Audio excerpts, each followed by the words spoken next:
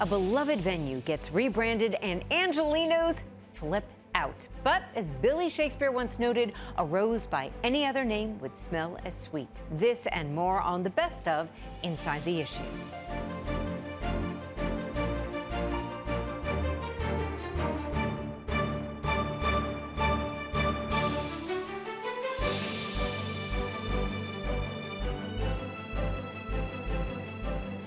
Welcome to the best of Inside the Issues. I'm Alex Cohen. This year, Angeleno said goodbye to a name we have known for 2 decades, Staples Center, the place where you may have caught a concert, seen the Lakers or the Kings win, a venue where memories were made and whose renaming stirred up a whole lot of emotion.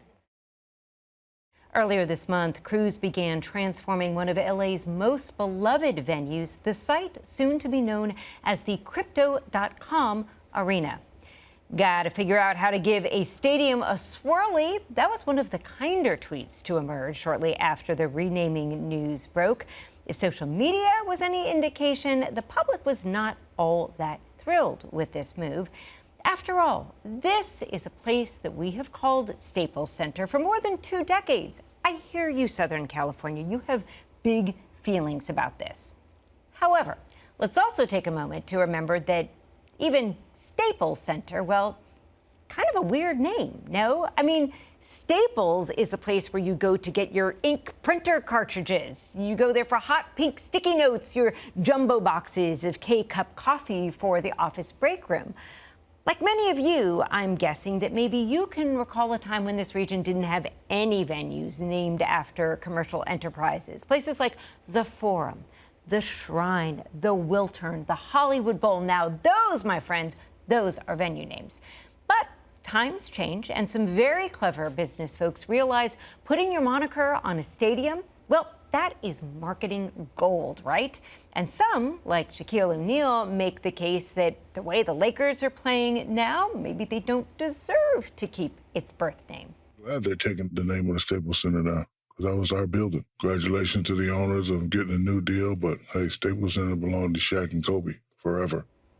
In a couple of moments, we're going to hear from a guy who knows firsthand about the value of these sorts of arrangements. He was actually there when the Staples Crypto.com deal was made. But before we get there, if you really want to grouse about Staples becoming Crypto.com, note it could be worse. It could be a whole lot worse. Residents of New Orleans have the Smoothie King Center. Louisville, Kentucky is home to the KFC Yum Center. My personal favorite, the Mendahose Jungle, home to the rugby team, the Castleford Tigers. I mean, can you imagine texting a buddy, seeing if they want to head to mend a hose? I bet Crypto.com not sounding quite so bad now, is it? But what exactly does this new deal entail, and how did it wind up being one of the most expensive naming rights deals in history? We get answers now from Nick Baker of AEG. Nick, thank you so much for being with us tonight. Thank you, Alex, for having me. It's a pleasure. Let's start with the why of this all. What was happening to the name Staples Center at Staples Center? Why was it time for a change? Well, we looked at it as an opportunity for our company to grow into the future, to continue to be leaders in the way that we provide live entertainment to our fans. And we felt that a new brand would refresh that and allow us to continue to grow and deliver incredible experiences for decades to come. And it's a really huge deal. They're saying this is one of the largest naming rights deals in history. Can you break down how much it's all costing and over what period of time, and how this all came together? Yeah. We are not divulging specifics on the financials, but there are reports widely spread in the media that are close and accurate.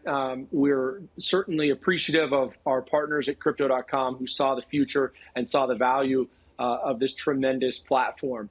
For us, again, it was about the fan experience and about the future and where we think the world is going, in a way that we will continue to provide live experiences to people and how we can enhance that. And we think over the course of the next 2 decades, this partner is going to help us continue to be a leader in this space.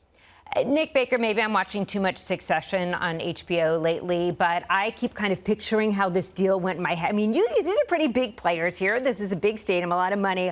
I'm wondering, were there any moments, I know you can't divulge financial details, but were there any like scenes from a deal that maybe you could share with us, including how's the public going to feel about Staples not being Staples anymore? Well, I'll address the second part of your question first, which I certainly can understand, right? That change is never easy for many folks, certainly in Southern California, who have experienced incredible events at Staples Center. I personally have had the chance to experience wonderful events there, from the Lakers to music to Kings championships. And that history will always be rich in Southern California. We will always have fond memories of the name and the venue Staples Center. But we also see this as an opportunity for our company to grow from an economic perspective and to invest back into the fans, into players, and into talent, which, again, I think is a wonderful win for the fan, for Southern California, and live entertainment as a whole. I can attest that our owner deserves a great deal of credit for seeing the vision that we wanted to make a change, and that our board of directors also gave us the confidence to go out into the marketplace and find a company who was willing to make that investment and that bet with us, that we could allow them a platform to market and discuss their capabilities to a widespread and unique demographic, which certainly the platform of this arena provides. Yeah. Well, let's talk about that partner, because when it comes to the response that you all got, especially when the news first broke, I think half of it was, losing Staples Center. And then the other part of it was like, well, Crypto.com, like, where are we going to? And we've got some tweets here. People can see how folks reacted to it all, and talking about it being the crypt. And I, believe one of the reactions was talking about going to an HTTP // crypto. Like, it's just, it's a little bit of a attitudinal adjustment. Nick Baker, what would be your response to those folks on Twitter or anybody else who's like, Crypto.com? Really? You're going to call this place that? I think we spent a great deal of time with many others in our organization believing that the future of cryptocurrency, NFTs, and blockchain is here to stay. And we found a leader in that space who we think is going to make us better. And we were able to put a partnership together that will benefit many other aspects outside of just branding. There's a strong commitment to the community here from both sides. We see a responsibility to continue to give back to the community, and we're appreciative that Crypto.com shares that. There's an environmental aspect to this that we want to continue to enhance the efforts of sustainability. And so I think over the course of time, we'll be judged that this name change was a positive overall for Southern California and, candidly, live entertainment as a whole. Yeah, well, and I think you can make the case, Nick, that perhaps, there would have been a point in time that everyone would have thought naming a center the Google Center would have been so bizarre, and now no one would bat an eye at it, right? Sometimes it's all about, as Steve Martin would say, timing. I happen to note that the Crypto.com folks say that they don't actually even care whether or not, like, people can still keep calling it Staples or whatever, which makes me think, kind of like you alluded to, I think you're probably right. NFTs, blockchain, like, this might be the future. So what's in it for them? What's the importance of, being able to have those great sky shots we're seeing, where when people see LA, they see Crypto.com on top of that 20,000-seat arena? Well, certainly awareness.